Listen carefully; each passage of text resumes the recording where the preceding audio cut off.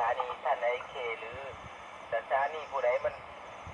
ร้อนๆหนึ่งสี่นะอะไรประมาณนี้เอาเรียนเชิญท่านเควดีลองเฟดทักทายทางกันทะลัก